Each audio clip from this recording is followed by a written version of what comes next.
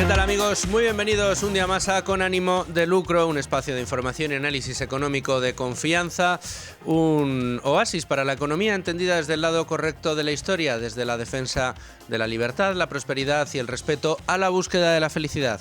No cambien de emisora, arrancamos y lo hacemos hoy hablando de despilfarros públicos, ¿cómo no? Despilfarros públicos. Una de las grandes virtudes que tiene el gobierno de Javier Milei en Argentina, quizá la mayor de todas, es que su éxito puede marcar el camino para que el mundo descubra otra manera de hacer las cosas y que los países puedan conducir a sus ciudadanos a mayores cotas de prosperidad mediante la puesta en marcha de sistemas en los que se primen, por ejemplo, los derechos de propiedad o donde se respete, por encima de todo, la libertad de los ciudadanos.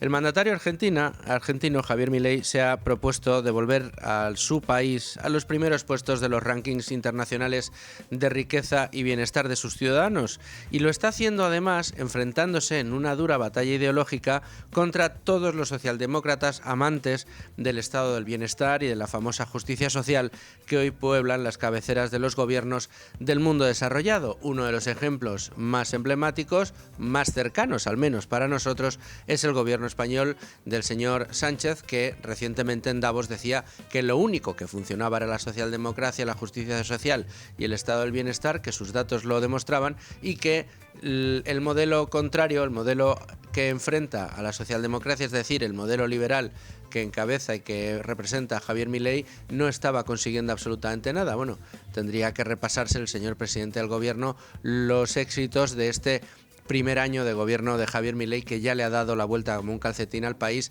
que está reduciendo de una manera drástica las cotas de pobreza y de miseria en el país, que ha reducido de una manera brutal la inflación, que ha reducido el gasto público en un ejercicio histórico que no se había visto nunca antes, y que está pues consiguiendo atraer inversiones y dinamismo económico a un país que lo necesitaba, porque estaba hundido en la miseria, hundido y enfermo de socialismo. Las élites que alimentan su poder, nutriendo precisamente estómagos agradecidos a los que transferir los recursos que se le extrae bajo coacción a los ciudadanos y empresas que desde el sector privado generan esos recursos, pues pueblan ahora mismo, como decimos, los gobiernos del mundo desarrollado, concretamente en Europa, de una manera muy notable. Dicho de otro modo, el modelo socialdemócrata de la famosa justicia social y el estado de bienestar, que se ha convertido prácticamente en pensamiento único, consiste en quitarle lo que al que produce para darle al que no lo hace, quitarle al que trabaja para pagar al que no trabaja, y todo para mantener una estructura clientelar que permita a sus promotores mantenerse en el poder. Una de las fórmulas más habituales y discrecionales en las que los políticos hacen uso de esos recursos públicos que extraen al sector productivo de sus distintos países son las famosas subvenciones, gastos discrecionales, gastos superfluos, ayudas públicas, sin embargo, que permiten, insisto, a los políticos tejer una muy conveniente para ellos red clientelar, una red clientelar que alcanza el título de primer orden. Desde luego, contra esto se ha rebelado Javier Milei, quien lleva un año dándole la vuelta como un calcetín a Argentina bajo el principio de respeto irrestricto al proyecto vida del otro, basado en los principios de no agresión y en defensa del derecho a la vida, a la libertad y la propiedad, un mantra que repite una y otra vez el presidente de Argentina. De esta manera y con este principio fundamental está reduciendo de forma drástica el gasto público y lo está haciendo eliminando ineficiencias, gasto superfluo del que había inundado el peronismo, desde luego, y el que estaba parasitando de una manera terrible el tejido productivo. Ejemplos hemos tenido durante estos días, en estas semanas en las que el gobierno argentino, por ejemplo, desmantelaba una estructura de pensiones que se cobraban de manera indebida, cobraban muertos, pensiones públicas, ayudas que cobraban personas que se habían, puesto indispuestas por huesos rotos, que para demostrarlo se presentaban radiografías de canes, de perros, por ejemplo, lo hemos contado en Libre Mercado. Bueno, pues todo este gasto superfluo el señor Javier Milei se lo ha quitado de encima de un plumazo. Hace unos días aprobó un memorándum en el que se hacía precisamente una persecución directa a este tipo de ayudas. Ahora, además de Milei, tenemos a Trump en el horizonte. Un mandatario que para su segundo periodo en la Casa Blanca parece querer tener en Milei una inspiración y en Elon Musk un aliado para meter en cintura todo el gasto público improductivo. Hace unos días aprobó un memorando para congelar el gasto en subvenciones y auditarlo, revisarlo y recortarlo en la medida de lo necesario. Después de aprobar este memorando, el fallo de una juez federal decidía bloquear temporalmente la congelación de las subvenciones, a lo que la Casa Blanca pues respondía eliminando esa congelación de las subvenciones, pero recordando que en las órdenes ejecutivas que firmó Donald Trump estaba la auditoría de las subvenciones y el recorte de las mismas en la medida de lo necesario, algo que continúa pese a la decisión de la juez que frenaba el memorando. De todo esto vamos a hablar hoy, también de ejemplos en España, pero antes vamos a repasar los asuntos que trae, como siempre, Libre Mercado. Y ya está conmigo la jefa de Libre Mercado, Beatriz García. ¿Cómo estás, Bea? Muy buenas. A ver, ¿qué cositas nos traes en Libre Mercado en el día de hoy? Veo asunto del empleo. Sí, nos cuenta Carlos Cuesta, otro de los dramas de los que el gobierno no quiere ni oír hablar.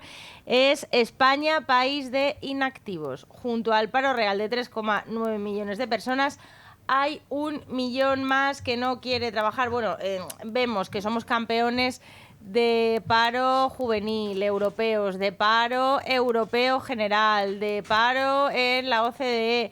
Y bueno, pues que también hay un problema que es la situación de inactividad. Tenemos en esta categoría pues a los que tienen más de 16 años, que tienen condiciones o cumplen condiciones para trabajar, pero no se incorporan al mercado laboral, por ejemplo, no figuran ni como ocupados ni como parados. Ni tienen un empleo, ni lo buscan, y bueno, pues hay un montón de gente dentro de esta categoría, estudiantes, prejubilados, jubilados, amas de casa y bueno, pues también todo tipo de personas que tienen, por ejemplo, una incapacidad permanente. Bueno, pues es que cada vez son más, son muchos y hablamos de 1 millón de personas.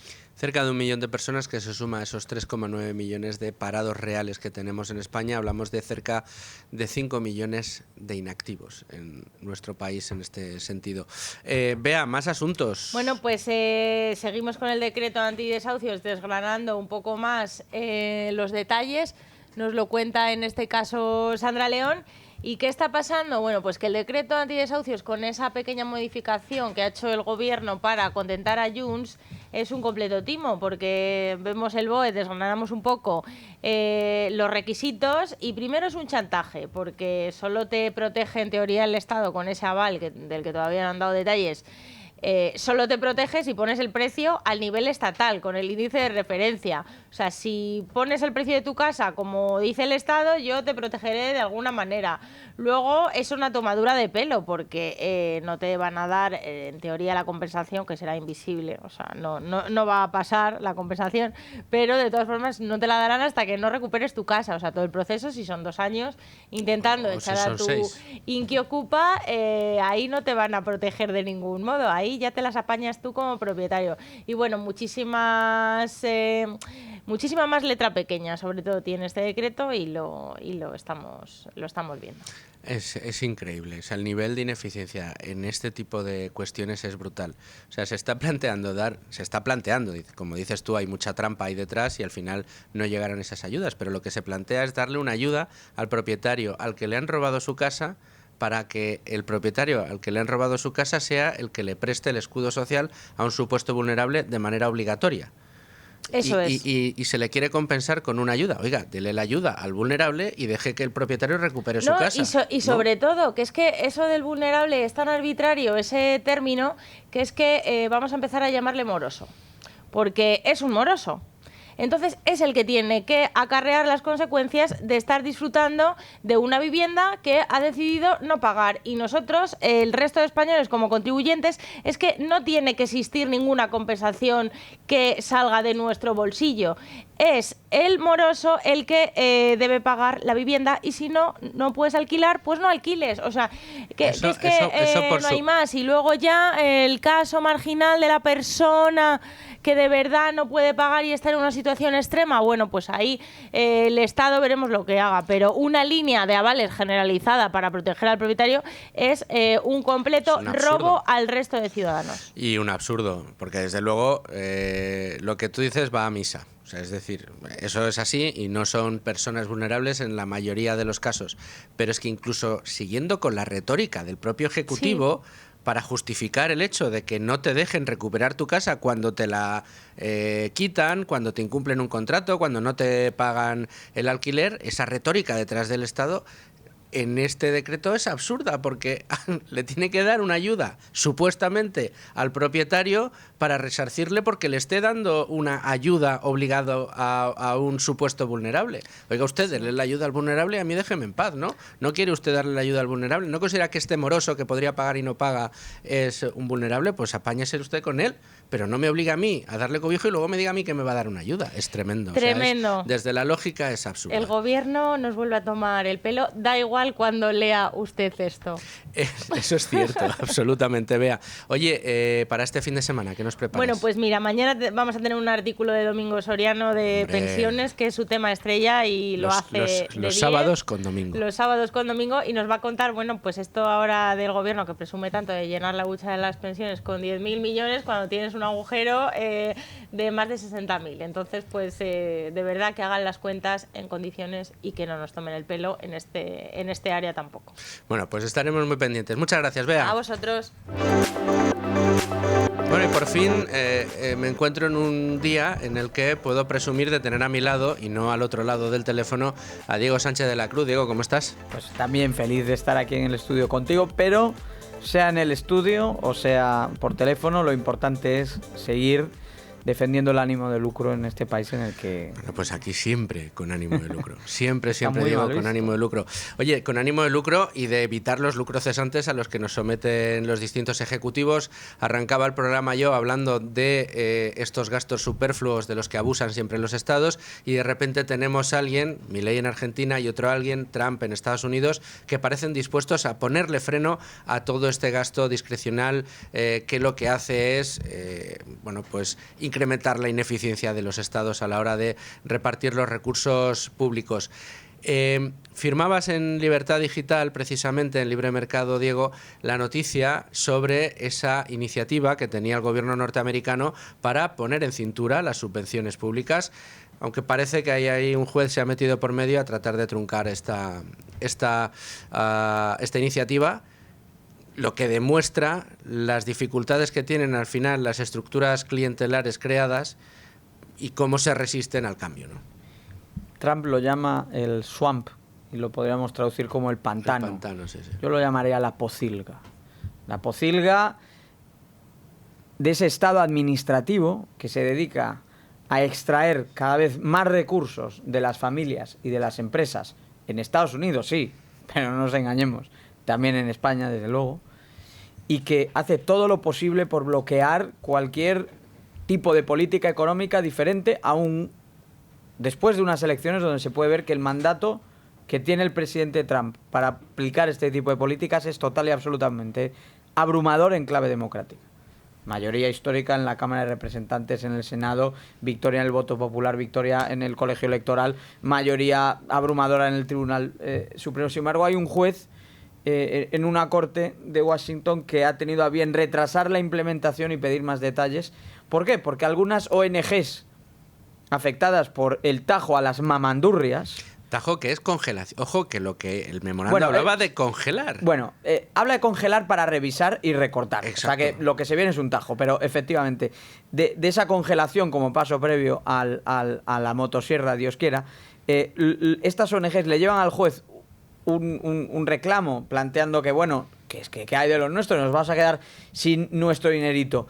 Y lo que dice el juez es que adelante. Entonces se pospone hasta que la administración dé más detalles. Como ha explicado el propio Departamento de Justicia, sería el denunciante, en este caso, el que tendría que poner encima de la mesa qué partida considera que no debería quedar sujeta a esa congelación y por qué.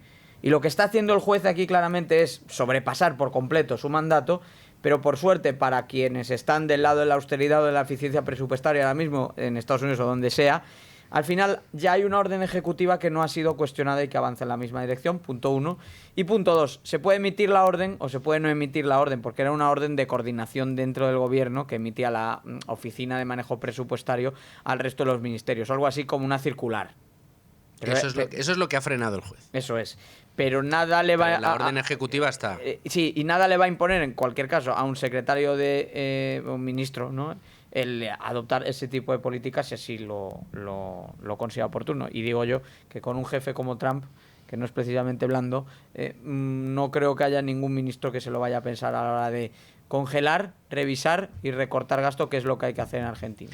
Pero también... En Estados Unidos... En Estados Unidos.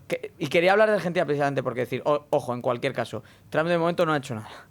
Trump lo ha prometido y suena muy bien. El que lo ha hecho es Milei. Entonces la motosierra es lo que ha hecho Milei. Lo que tiene que hacer Trump y lo que tenemos que hacer en España. Pero de momento el que lo ha hecho es Milei.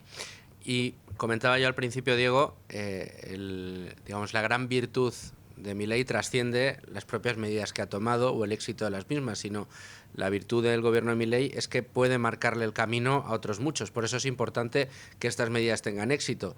Y aquí lo que sí que podemos decir es que, negro sobre blanco, el éxito de las políticas de Milei ya se reflejan en el bolsillo de los ciudadanos en Argentina.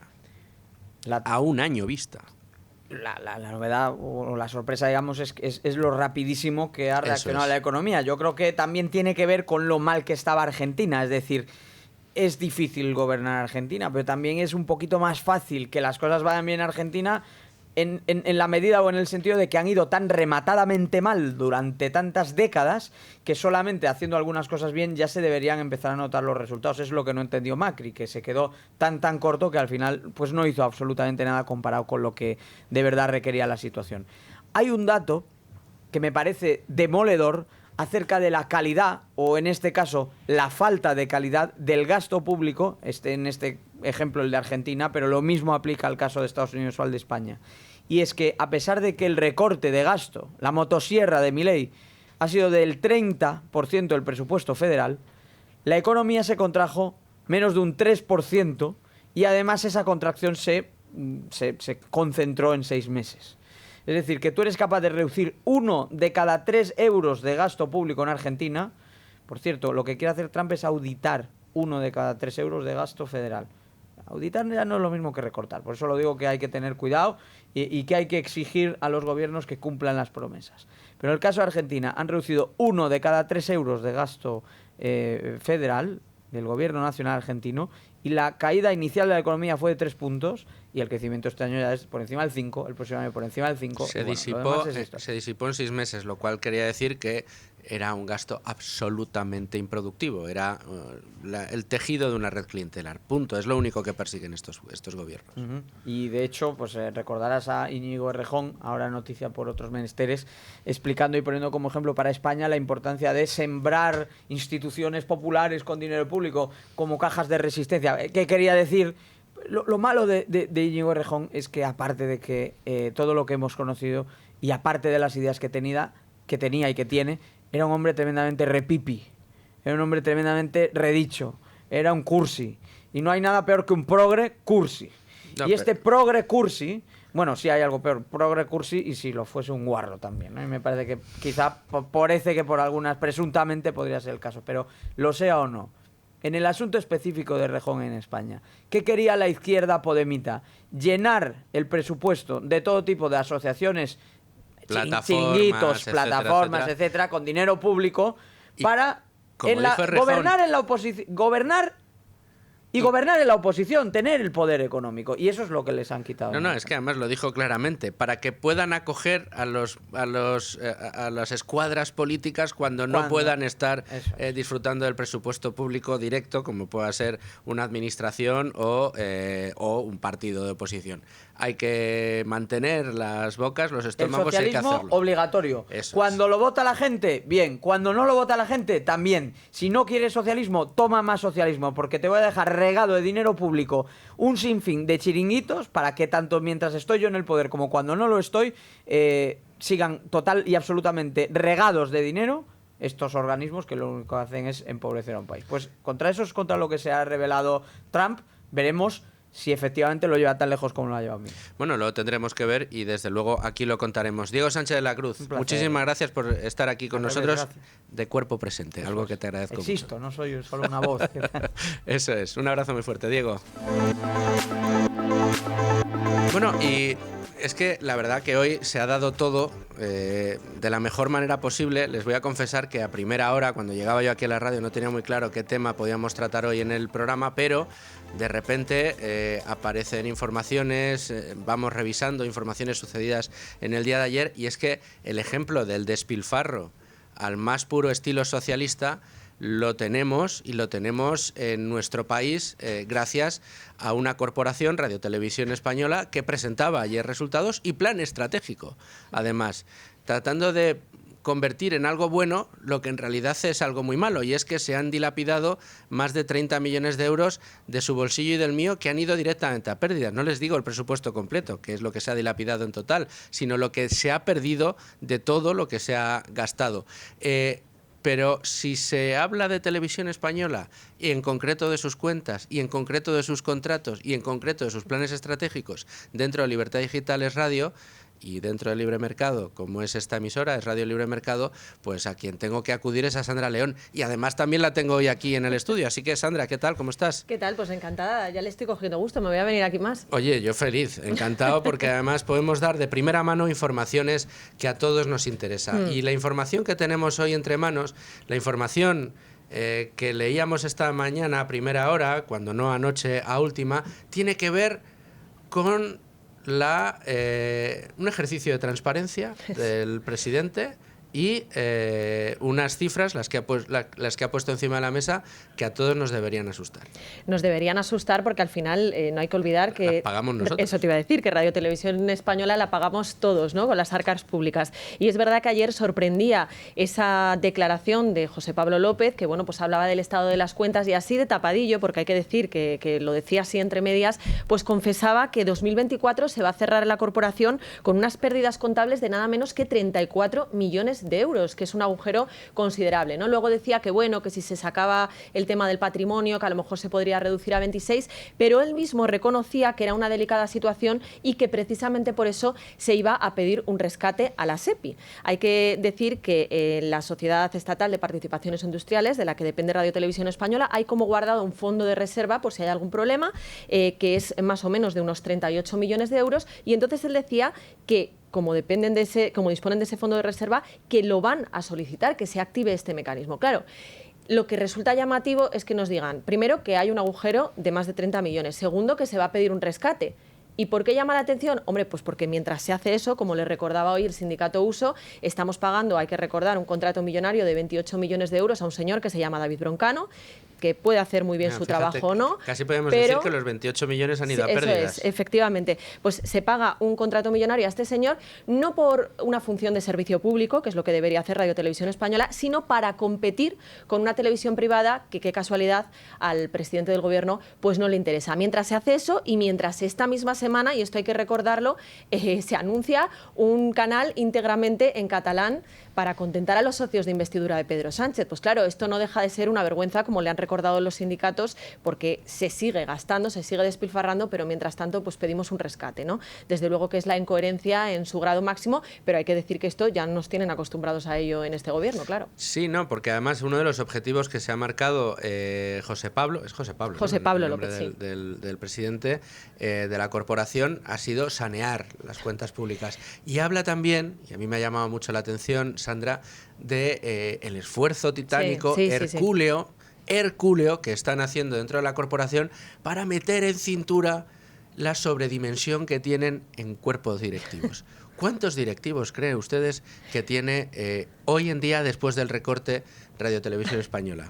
Pues claro, tenían 196 unidades directivas y las ha conseguido reducir a 167.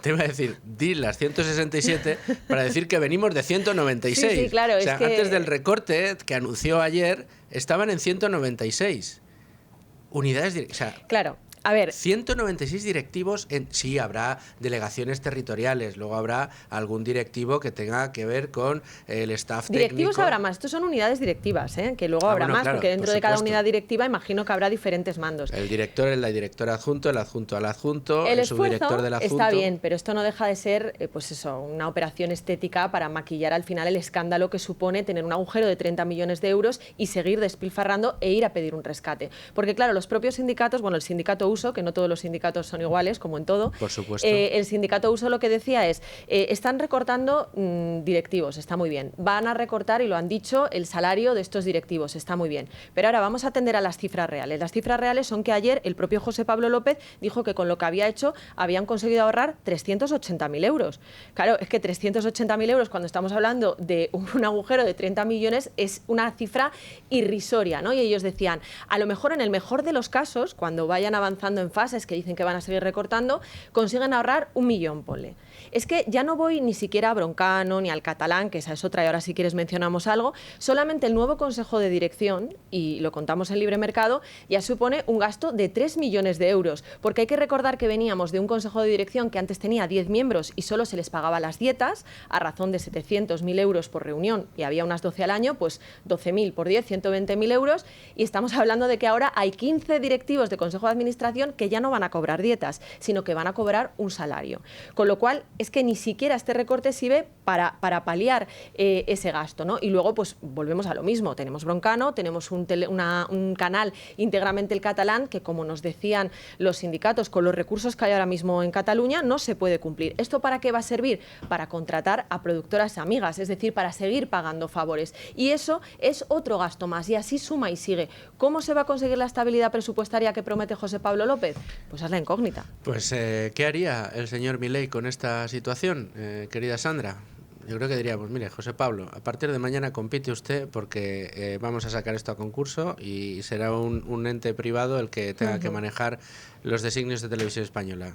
Habría más de 160 unidades directivas que tendrían un serio problema en este caso. Un serio problema, pero es que además hay que preguntarse eso, ¿no? Que Televisión Española tiene que cumplir un servicio público, si ya no lo cumple, si va a competir con las privadas, pues que compita de verdad, pero que no sea algo que paguemos todos de nuestro bolsillo. Desde luego que así es. Sandra León, muchas gracias como siempre por explicarlo todo tan claro. Hasta la próxima. Hasta luego.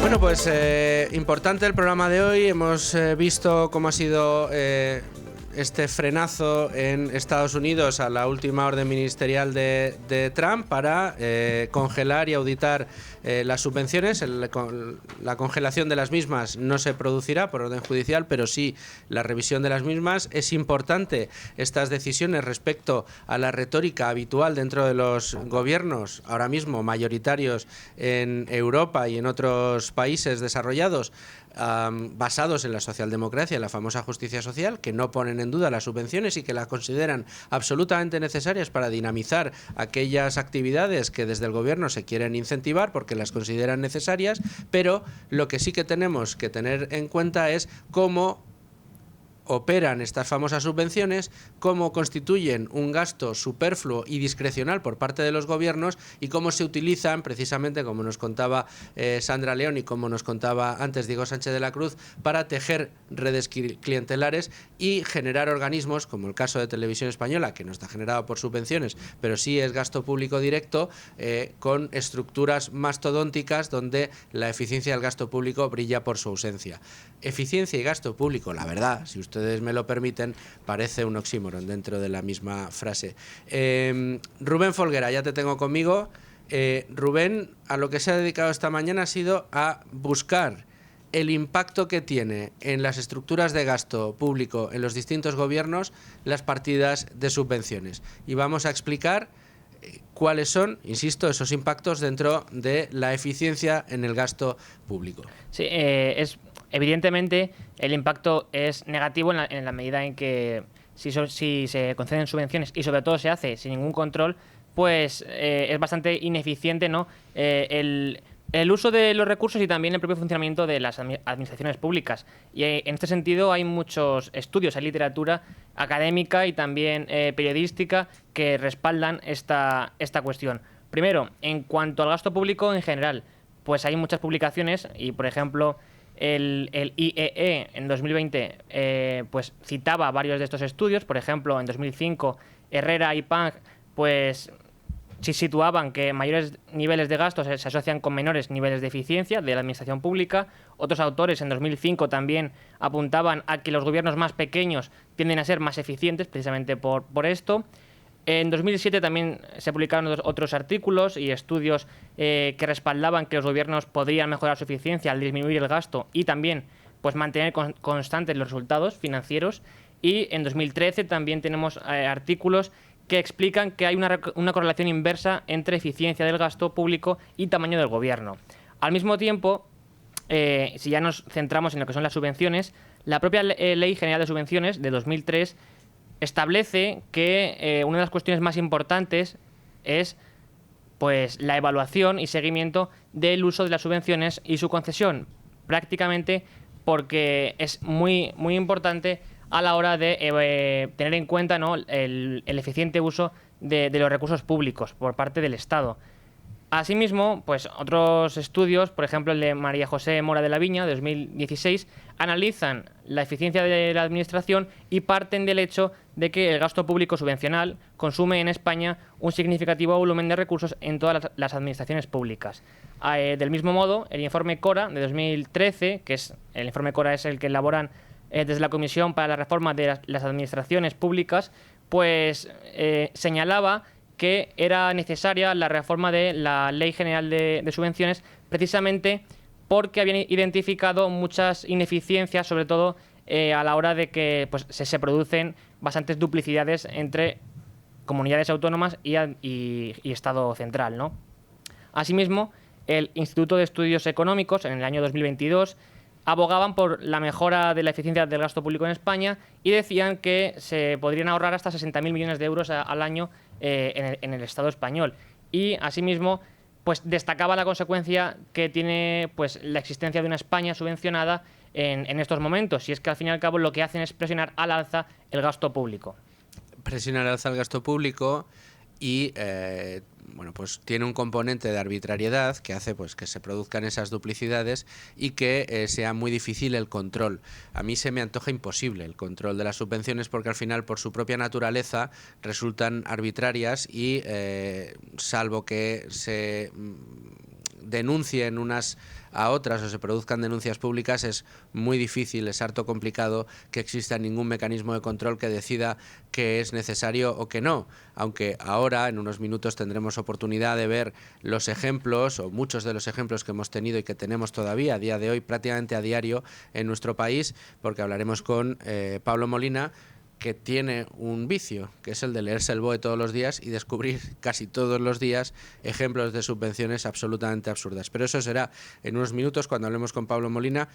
Rubén, más detalles de las subvenciones. Sí, porque, claro, esto se podría establecer, ¿no?, que no hay ningún precedente en la historia de que se produzca un ajuste de estas características que pues planteamos, pero es que realmente tenemos el ejemplo de Argentina, lo habéis estado comentando anteriormente, donde Milei ha entrado a cuchillo básicamente con el gasto ineficiente e innecesario, y lo primero que hizo fue aprobar 10 medidas de urgencia, y entre ellas se encontraba la reducción de las subvenciones a la energía y al transporte público.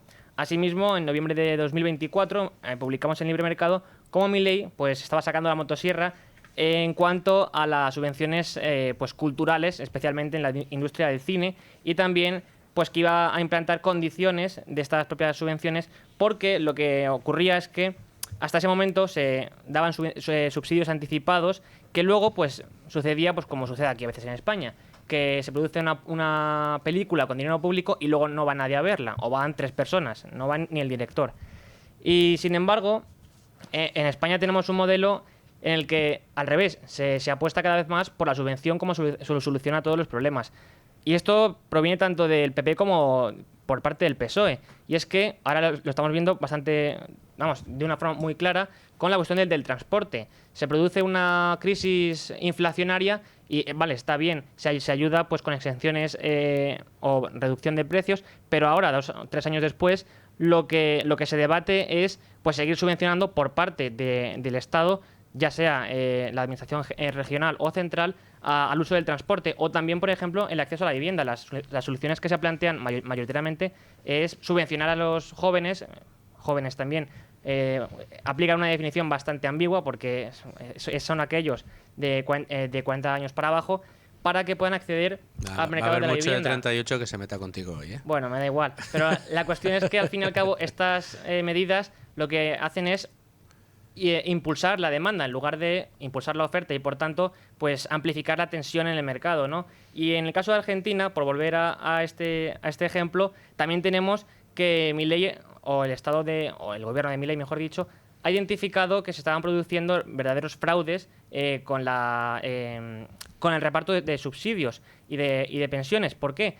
Porque, por ejemplo, estaban recibiendo pensiones presos y delincuentes, también prófugos de la justicia, incluso cientos de fallecidos estaban recibiendo subvenciones en Argentina. Y claro, Milei ha detectado esto y ha visto que había que acabar con ello. O incluso, lo comentabais el otro día aquí en Con ánimo de lucro, había gente que para cobrar una paga pues hacía una radiografía a su perro, ¿no?, que tenía la pata rota, y le presentaba como si fuese suya, para que le diesen una ayuda. Sí, bueno, son los ejemplos más hiperbólicos de ese gasto absolutamente discrecional y clientelar, porque al final para lo que sirven finalmente las subvenciones, con la excusa de querer incentivar desde el Estado aquellas actividades que son útiles para los objetivos de los distintos gobiernos, para poder incentivar que se produzcan actividades que ayuden a facilitar el bien común.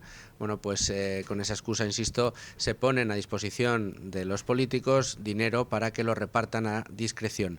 Y esta discrecionalidad en el reparto de los fondos, pues es lo que convierte en ineficientes a las subvenciones, pero muy eficientes, en cambio, para los gobiernos que pretenden mantenerse en el poder, puesto que empiezan a tener una serie de redes que no pueden subsistir sin ellos mismos. De hecho, Diego Sánchez de la Cruz nos contaba cómo en el caso de Estados Unidos, cuando han querido congelar, ni siquiera reducir, sino en un primer paso congelar para revisar y después reducir, pero esa congelación ya a muchas ONGs no les ha parecido bien porque veían en riesgo su subsistencia. Organizaciones no gubernamentales que sin el dinero gubernamental, que no deja de ser el dinero del prójimo, no pueden salir adelante. Bueno, pues en fin, estas situaciones son las que estamos denunciando en el día de hoy. Pero si alguien conoce en España cómo son y qué tipo de subvenciones se aprueban, ese es nuestro compañero Pablo Molina. Pablo, ¿qué tal? ¿Cómo estás? Muy bien, encantado de saludarte, Fernando. Bueno, encantado estoy yo. Sabes la ilusión que me hace poder estar hablando contigo hoy en Con ánimo de lucro. Ya tenía yo ganas de que aparecieras en este programa y no se me ocurre mejor motivo que una de tus especialidades. Decía yo hace unos minutos que te teníamos en Libertad Digital y que tienes el extraño vicio de querer leerte el BOE muchas mañanas. Y te lees el BOE además muchas mañanas para descubrir subvenciones absolutamente abracadabrantes.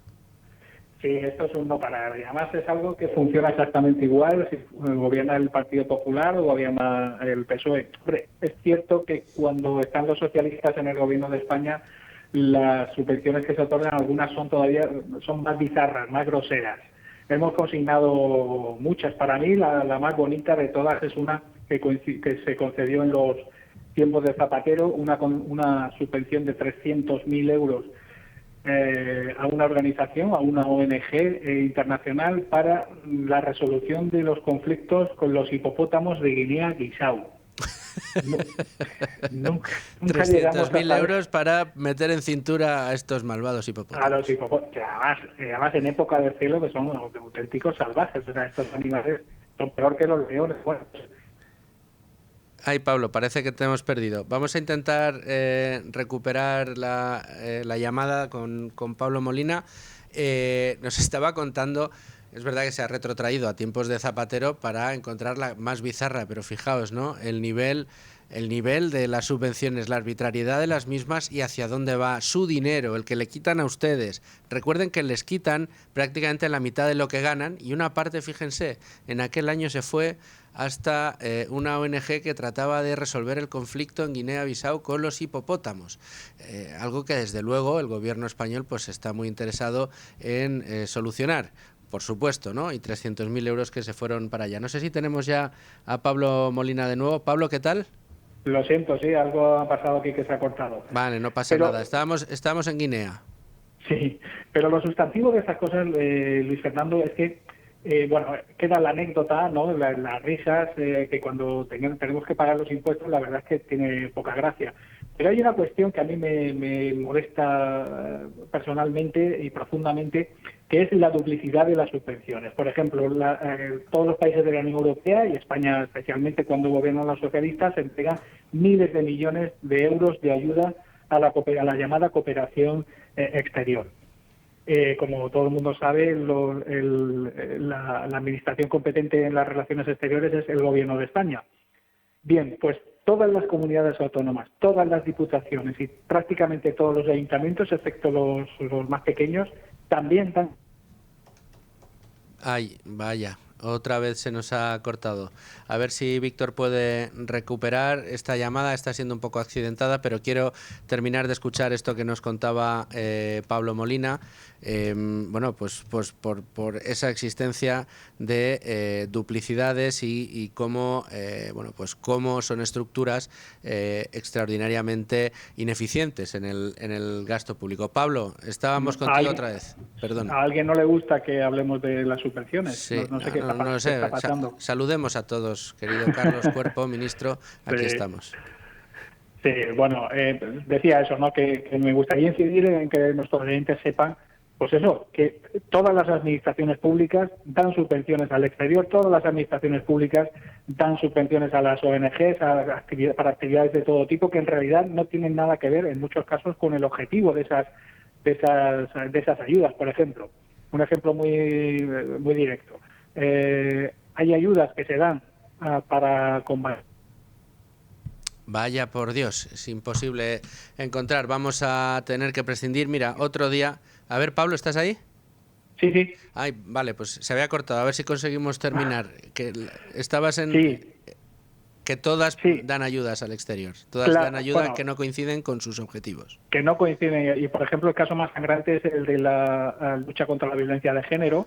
Luego, si miras las subvenciones que se dan ahí, muchas de ellas en realidad no van dirigidas a las mujeres que sufren esta lacra, sino que son entidades que, por ejemplo, hacen cursos de masculinidades tóxicas. Y eso va dentro del epígrafe de la lucha contra la violencia de género. Con lo cual hay un engaño tremendo, coordinado entre todas las administraciones, para sacarnos el dinero del bolsillo y entregarlo a las causas más peregrinas y siempre a gente, asociaciones, entidades y personajes de la cuerda del que está mandando en ese momento. Y eso es algo que, por desgracia, no cambia cuando está el PP o cuando está el PSOE. Eso sigue igual, aunque es cierto, como decía al principio, que con el PSOE, bueno, esto se dispara ya hasta niveles realmente ofensivos. ¿Crees que veremos, Pablo, no sé, una mano como la de Javier Milei empuñando una motosierra y recortando este tipo de subvenciones en España? ¿Crees que terminaremos viéndolo algún día?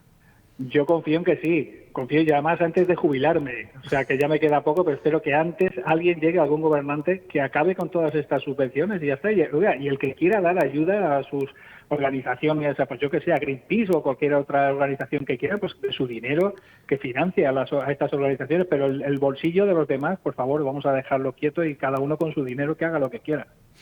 Pablo Molina, muchas gracias, como siempre, por estar ahí y espero que no sea la última vez que te oigamos aquí en Con Ánimo de Lucro. Nada, cuando queráis. Un abrazo fuerte. Un abrazo, Pablo. Bueno, un poco accidentada esta conexión, pero yo creo que ha merecido la pena. Nos ha dado algunos ejemplos y nos ha puesto sobre la mesa el funcionamiento de estas subvenciones. Y dirán ustedes, ¿y no tiene usted analista de cabecera en el día de hoy? Por supuesto, y no es otro que nuestro querido Hermenegildo Altozano. Hermenegildo, ¿cómo estás? ¿Qué tal, Luis? Pues buenos días, ¿cómo estás? Buenos días, pues muy bien, abriendo capítulo de subvenciones, que me imagino que será uno de tus favoritos. Es uno de mis favoritos, sí. Sí. Tú no recibes subvenciones, ¿verdad? No, en absoluto, ninguna. Es que las subvenciones, fíjate, yo entiendo, es decir, al final tú dices, habría que eliminar todas las subvenciones, hay que acercar la percepción de un servicio al pago, hay que estar... Entonces dices, yo voy a eliminar todas las subvenciones, que sería perfecto. Digo, bueno, vamos a hacerlo, yo me conformaría con irlo haciendo de forma gradual, ¿no? Entonces, vamos a empezar por las ONGs. Entonces, las ONGs, o vamos a empezar por los sindicatos. Yo le voy a decir, lo primero que le voy a decir a un sindicato es decir, mira, te voy a dar el mismo dinero que consigas con las cuotas de afiliados. Después me voy a ir a otra ONG y le voy a decir, te voy a dar el mismo dinero que consigas con tus cuotas de afiliados. Después de hacer una auditoría específica. Seria, sí. Luego voy a hacer un control de resultados del dinero que yo te estoy dando. Es decir, si tú estás recibiendo una subvención para desarrollar una actividad, porque además lo que hay que tener en cuenta, Luis Fer, es que el dinero que va a una subvención es dinero que se detrae de una actividad mucho más productiva que generaría mucha más riqueza y más puestos de trabajo. Es decir, si tú estás quitando por la vía de impuestos dinero de quien está generando esa riqueza para dárselo a quien destruye esa riqueza, lo que estás haciendo es empobrecer el país. Pongo un ejemplo también. Radio Televisión Española, que podría cerrarse mañana y no pasaría absolutamente nada. Te aseguro que no afectaría el bienestar de los españoles, únicamente de los que trabajan en Televisión Española. Pero no pasaría absolutamente nada. ¿Qué ocurre con Televisión Española? Que como no tiene que enfrentarse a una junta de accionistas ni a unos acreedores que tengan incertidumbre en cuanto al cobro, porque tiene detrás la mano larga del Estado, que generosamente riega de dinero en la medida en que haga falta, pues no hay ningún tipo de incentivo para ser rentables o mínimamente rentables o gestionables con criterios de empresa todas estas entidades. Entonces, cuando tú escuchas, hay dos palabras que son muy indicativas de que detrás hay una subvención o que viene una subvención, que es estratégico o social. A ti te dicen, esta empresa es estratégica. Eso significa que pierde dinero y que hay que subvencionarla. O esto es inversión social. Significa también que pierde dinero y que hay que subvencionarlo. Entonces, cuando te hablan, por ejemplo, los sindicatos lo han hecho muy bien. Somos los agentes sociales. Entonces, claro, la gente dice, ¿y agente social? Significa que es alguien necesario para la vertebración de la sociedad y para que funcionen las relaciones entre las personas. Pues esto hay que mantenerlo. ¿Por qué? Pues porque es un agente social. Entonces, si tú consigues en tu actividad que se convierta en estratégica o que tenga esa dimensión social, enhorabuena, porque seguro que vas a ser acreedor de una subvención. Sí, pero resulta que en España estas situaciones no se terminan dando. Efectivamente, hablabas de Radio Televisión Española, hemos estado comentando precisamente con Sandra León en el día de hoy esos resultados de ayer, en las que el presidente de la corporación reconoció que habían perdido 34 millones de euros, que iban a solicitar un rescate a la SEPI de esos 34 millones de euros, puesto que la SEPI tiene, en este caso, un fondo para contingencias de 38 millones y que igualmente, bueno, pues que están haciendo un durísimo esfuerzo por tratar de meter en cintura los gastos de la corporación y que habían conseguido ahorrar, agárrate, Hermenegildo, 380.000 euros. Esto es el gran esfuerzo que había hecho y que han pasado de 196 unidades directivas. Imagino que cada una de estas unidades directivas, con sus respectivos directivos al uso, a 167. Este ha sido el gran recorte que ha conseguido el presidente de la corporación del ente público Radio Televisión Española. Bueno, eso sí, tenía una solución muy fácil. O sea, yo estaría encantado de destinar dinero de mis impuestos a pagar a un auditor o una consultora independiente que agarrara Televisión Española y que dijera, voy a hacer un plan de viabilidad de verdad y esto es lo que hay que recortar y a continuación voy a hacerlo de tal manera que la voy a privatizar. Voy a ponerla en venta para que sea el dueño, los accionistas de esa empresa los que soporten las pérdidas y los que tengan la expectativa de beneficio, generen beneficios, y no todos los españoles. Es decir, ¿por qué tengo yo que ver por qué tengo que pagar una televisión que no quiero ver? ¿Por qué tengo que producir películas de cine que no quiero ver? O sea, ¿por qué hay subvenciones al cine español? Y además es que luego ves los premios Goya y lo que no se cae de la boca de los que están soltando el discursito complaciente es que hay que subvencionar y apoyar. Dice, bueno, claro que hay que apoyar al cine español y hay que apoyar a los fontaneros españoles, pero es que eso no significa que haya que subvencionarlos. O sea, ¿qué tiene el cine español que no tenga? ¿Tú te imaginas que a alguien por escribir una novela le estuvieras dando dinero público? Bueno, alguno habrá que lo habrá recibido. El cuerpo de novelistas del Estado, puestos, como decir, oye, pues voy a contribuir al prestigio de la cultura española, o el cuerpo de escultores del Estado. Entonces tienes ahí unos tíos ahí haciendo esculturas, unos chicos y unas chicas haciendo esculturas, o el cuerpo de pintores, es decir, no hay justificación de verdad para hacer ese trasvase de rentas, porque son rentas que salen de tu bolsillo y del bolsillo de todos los españoles que pagan impuestos hacia personas que viven justamente del esfuerzo de los demás. Y además la subvención genera una consecuencia muy perversa, que es que da igual el resultado, porque si yo consigo mantener la subvención, ¿a mí qué me importa si esto va bien o si va mal? ¿Qué incentivo tiene una empresa que sabe que no va a quebrar porque tiene detrás a la SEPI o porque tiene detrás los presupuestos del Estado y que tiene la condición de estratégica o de desarrollo, como decía antes, de funciones sociales? El incentivo es cero.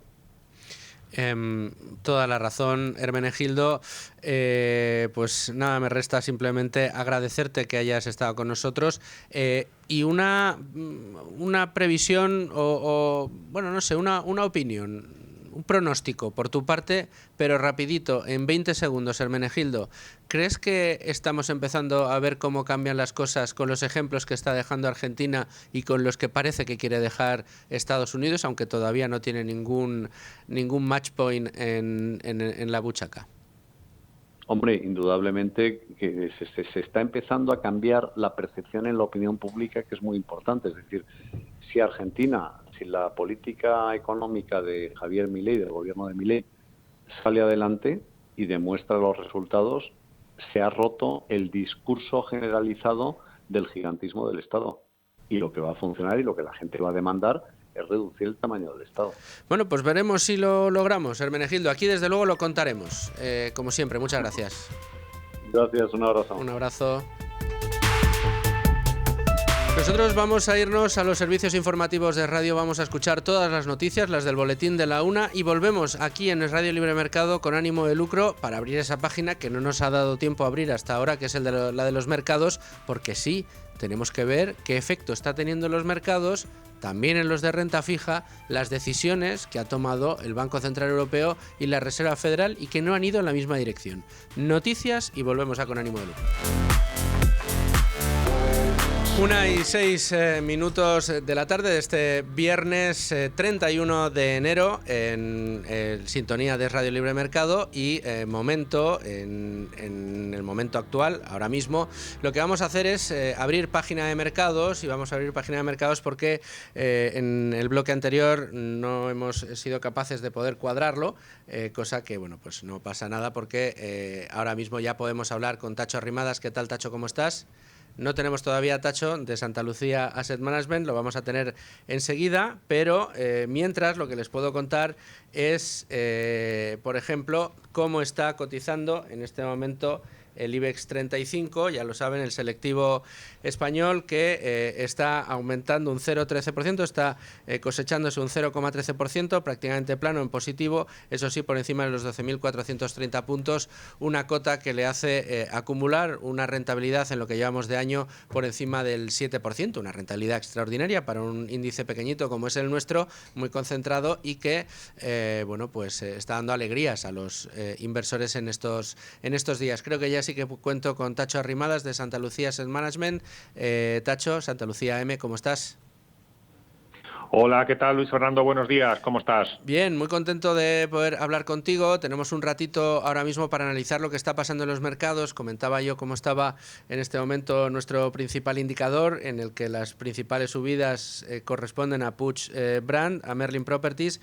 Yo creo que es el segundo, el tercer día consecutivo que aparece entre las compañías que más suben Merlin Properties, y AENA. Por el cambio, por contra, SACIR, Fluidra y Mapfre son las compañías que más caen en este momento dentro del mercado. Pero yo quería hablar contigo, Tacho, porque las noticias en los mercados nos llevan al Banco Central Europeo, que ayer bajaba tipos de interés, y a la Reserva Federal Norteamericana, que antes de ayer decidía mantener los tipos de interés por encima del 4%. Una asincronía de los bancos centrales que no sé cómo se va a tomar el mercado, y desde luego cómo tenemos que leer ese producto al que tanto afectan las decisiones de las políticas de los bancos centrales, como es la renta fija. Pues sí, efectivamente, como bien dices, esta semana el Banco Central Europeo decidió bajar tipos, la Reserva Federal ha decidido dejarlos en su sitio, en el sitio en el que estaban. Ya estamos en la eurozona al 2,75 y por cierto, seguiremos viendo bajadas este año, ¿no? Probablemente el mercado descuenta que aparte de esta habrá, pues podemos pensar que en torno a unas 3 bajadas más. ¿Por qué después de tantos años, es la pregunta que nos podríamos hacer, los bancos centrales norteamericano y europeo han decidido tomar caminos diferentes, ¿no?, en cuanto a su decisión de subir o bajar tipos? Porque han actuado muy de la mano. Y tenemos que decir que, como ya veíamos venir desde hace unos meses, hay dos variables macroeconómicas fundamentales para tomar decisiones en tipos, que son el crecimiento y la inflación, que se están comportando de forma muy diferente a ambos lados del Atlántico. En Estados Unidos estamos viendo crecimientos sólidos, inflaciones que se resisten a bajar del 3%. De hecho, la inflación en Estados Unidos lleva 3 meses repuntando, y esto hace que no sea un escenario propicio para la Reserva Federal para bajar tipos. Sin embargo, el panorama en Europa es distinto. Yo creo que aquí somos todos conscientes, no se le escapa a nadie, que países clave como Alemania y Francia presentan tasas de crecimiento bajo, inestabilidad política y eso sumado a una inflación que sí que está caminando hacia su tasa neutral, que es el 2%, de forma relativamente dócil, pues hace que el Banco Central Europeo no haya tenido problemas en bajar tipos esta vez, y lo que nos queda, porque en Europa se descuentan fácilmente 3 bajadas más, mientras que en Estados Unidos probablemente una bajada, 2 bajadas este año como mucho. Y me preguntabas acerca del efecto que esto puede tener en los mercados, ¿no? Sí. El primer efecto es muy visible y es el efecto de la divisa. Tenemos un euro-dólar que a día de hoy se paga a 1,03 dólares por euro, cuando hace unos cuantos meses pues estaba pagando en torno a 1,10 dólares por euro. ¿Esto qué es lo que nos hace esta depreciación del euro? En primer lugar, nos importa inflación a la eurozona, que es una cosa que no nos gusta, ¿no? Y en segundo lugar, también es verdad que resta interés para los inversores europeos que puedan estar buscando compañías norteamericanas. ¿Por qué? Porque más allá del potencial que puedan tener estas compañías, lo cierto es que a día de hoy te cuesta más caro comprarlas, porque te dan menos dólares por cada euro que pones.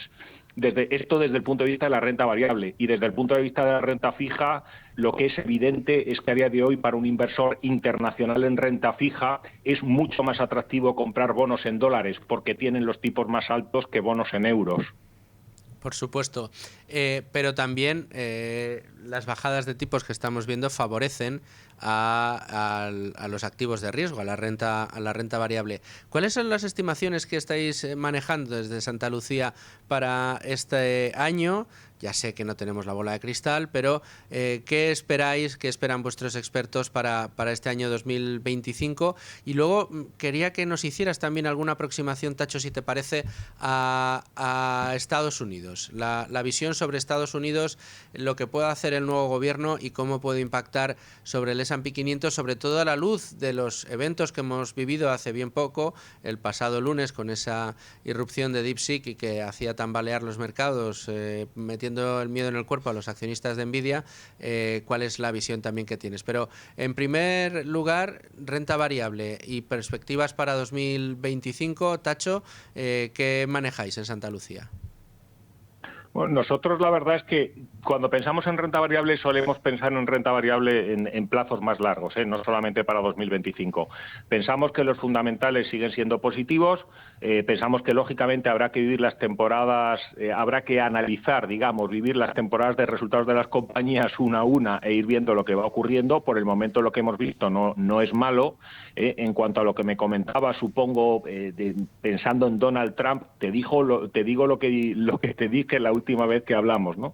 Que Donald Trump vamos a tener que ir viviéndolo también día a día, ¿no? Viendo qué parte de las promesas que hizo en campaña electoral va ejecutando. Por el momento es verdad que le hemos visto hacer algunas cosas, pero tenemos que seguir viendo cómo ejecuta esa política de aranceles que tanto daño podría hacer no solamente a los países receptores, sino al propio Estados Unidos, porque siempre decimos que esto de los aranceles es algo que vas a aplicar tú, pero que luego te van a aplicar a ti.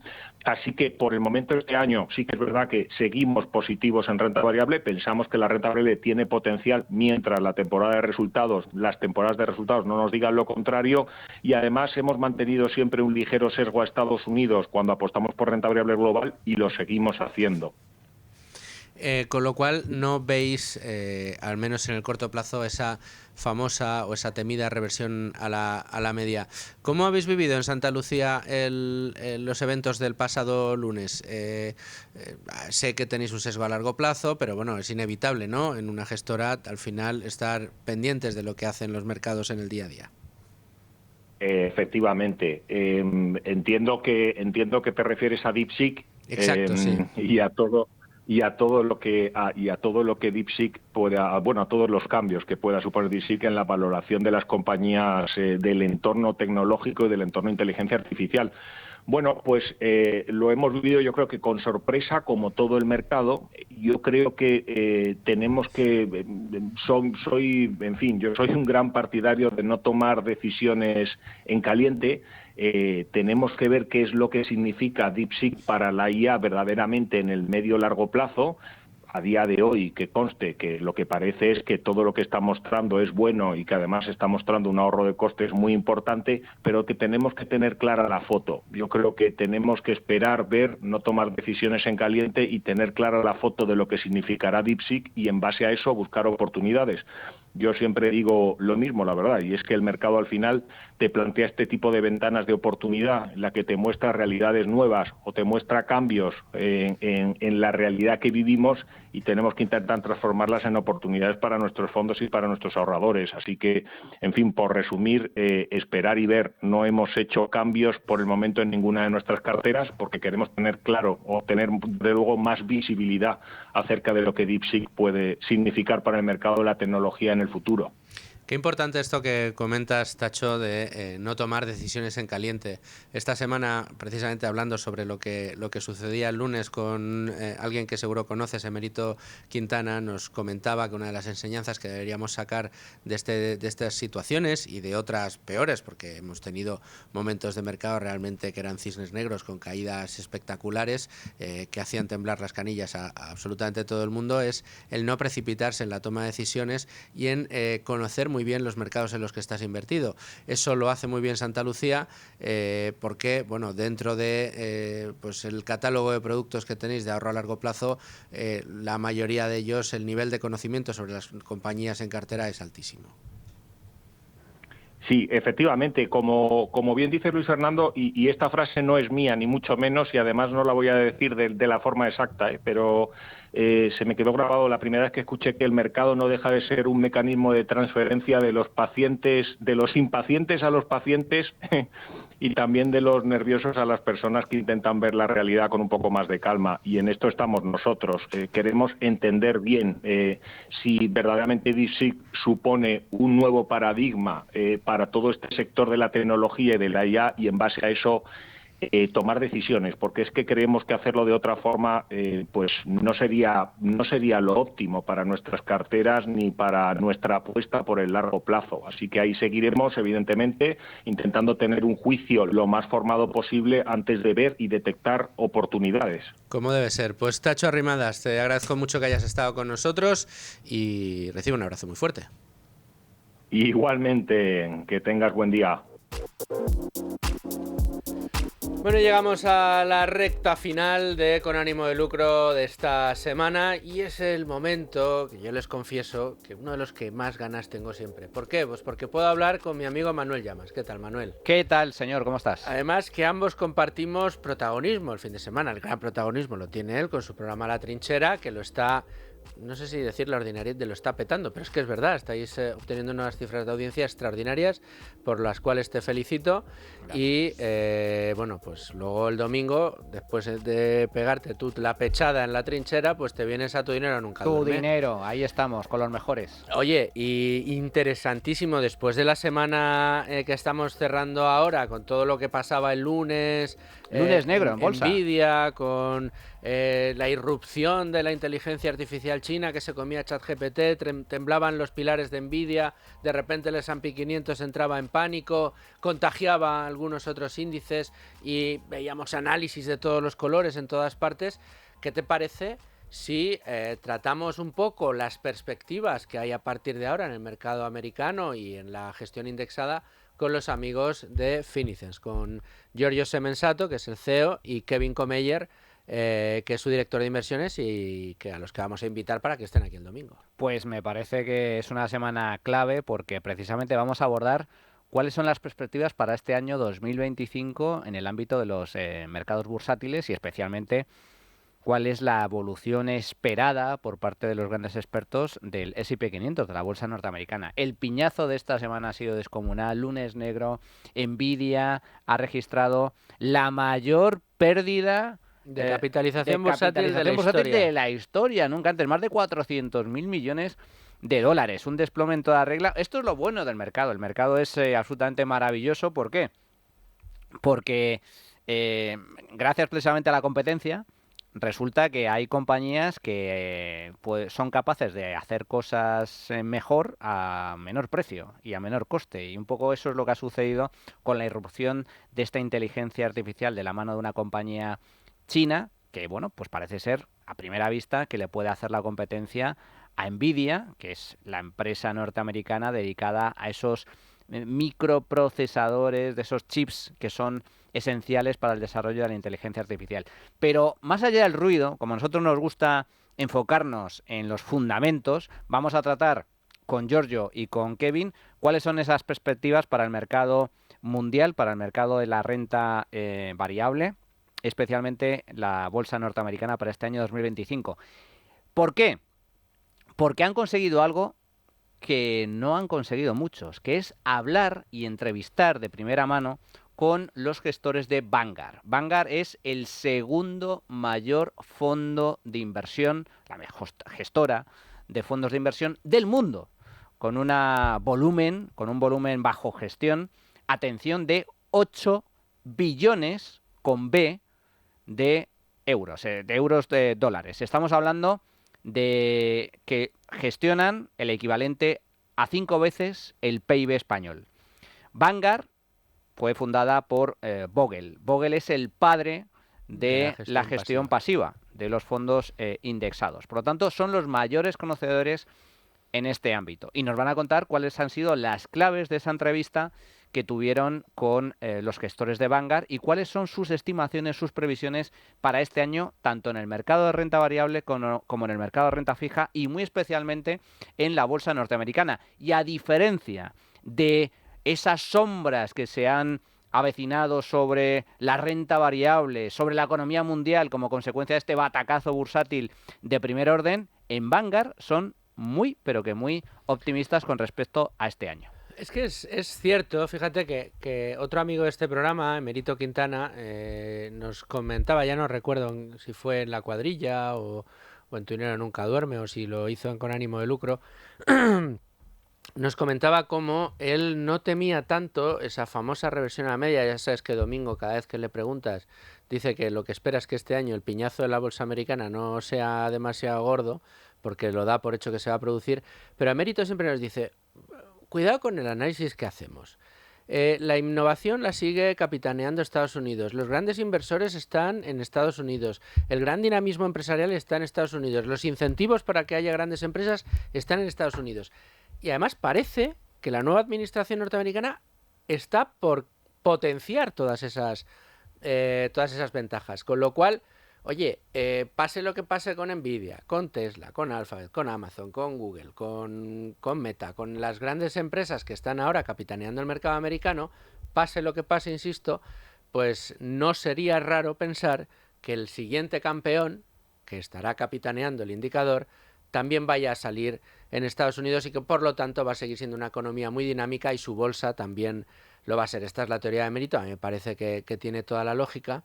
Y luego habría otra reflexión respecto a lo que está haciendo Nvidia o lo que hizo el lunes Nvidia. Decías tú, es la mayor pérdida de capitalización bursátil en un día de toda la historia de Wall Street. De la bolsa. Y es cierto, pero el piñazo tampoco batía récords. O sea, lo que era el porcentaje de caída no era récord en absoluto. Y si hacías el ejercicio, que yo en concreto lo hice, perdón por la autocita, para la pieza que publiqué en Libertad Digital, si tú te cogías el agregado de los últimos 5 años y veías la gráfica, lo del lunes... Era un pequeño bache. Lo del lunes era apenas una imperceptible muesca. Era un bachecito. En ese palo de hockey que había dibujado la acción de Nvidia en los últimos años. Es decir, siempre hay que tener... analizar las cosas en su justa medida. Y lo importante que tienen los índices, como vamos a tener a Finicens y hablaremos de ello con Giorgio y con Kevin, lo importante de los índices es que es una inversión que tiene sentido si la mantienes en el largo plazo. Y en el largo plazo va a tener sentido sabiendo que vas a tener jornadas de fuertes caídas, incluso que se prolongan en el tiempo, pero que la historia nos ha demostrado que luego vienen acompañadas de grandes subidas. Esto es importante recordarlo porque hay 2 siglos de historia de la bolsa, especialmente de la bolsa norteamericana, pero y esos 2 siglos de historia bursátil lo que nos demuestran es que la renta variable es la inversión más rentable y segura a largo plazo. Estamos hablando de periodos de 7, 8, 10, a partir de 10 años. La inversión más segura y la más rentable. La renta variable a largo plazo arroja una rentabilidad media descontando la inflación del orden del 6-7% anual. Y eso es superior a la inversión inmobiliaria, a la inversión en renta fija y otro tipo de activos. Por lo tanto, es muy importante el poder ampliar la perspectiva, pero claro, al mismo tiempo, esto requiere una cierta disciplina.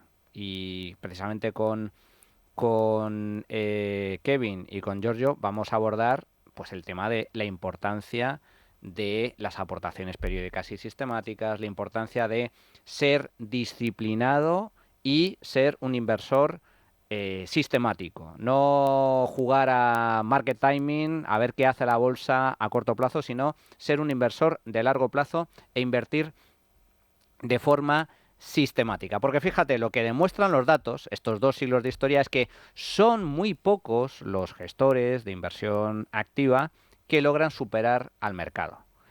Y esto es muy importante recordarlo. Los hay, y hay grandísimos gestores, pero la mayoría no logran vencer al mercado, lo que hacen los índices bursátiles, a largo plazo.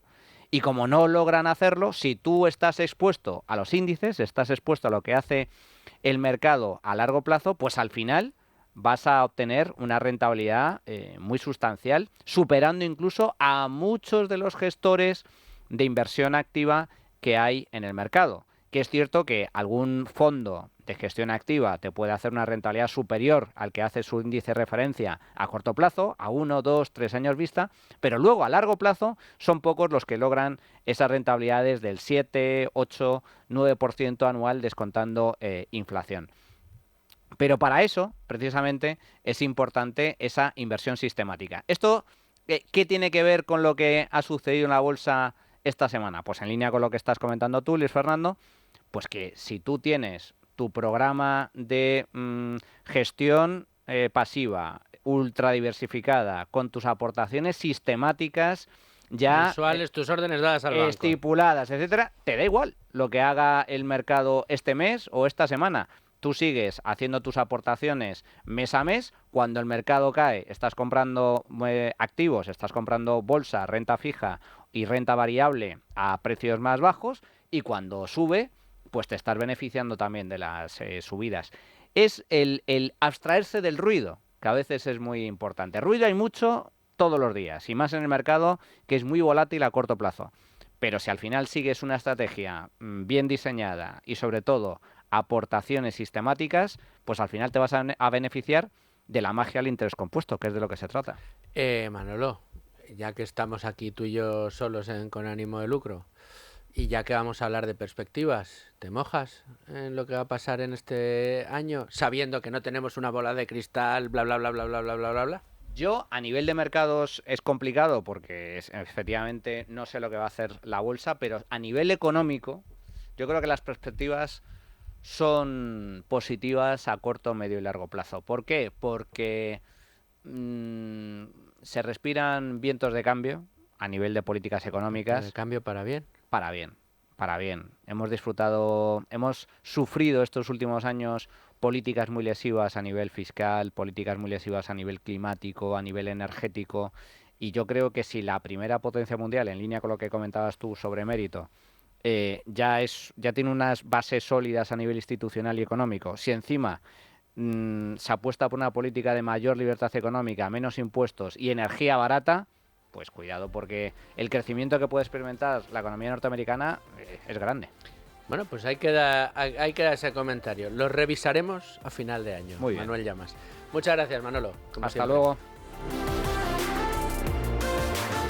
Y a todos ustedes, señores oyentes, muchas gracias por estar ahí un día más, una semana más. Aquí les dejo en manos de la programación de Radio y les espero el lunes, como siempre, a las 12 aquí en Con Ánimo de Lucro, en la sintonía de Radio Libre Mercado. Es Radio Libre Mercado, 105.7 FM.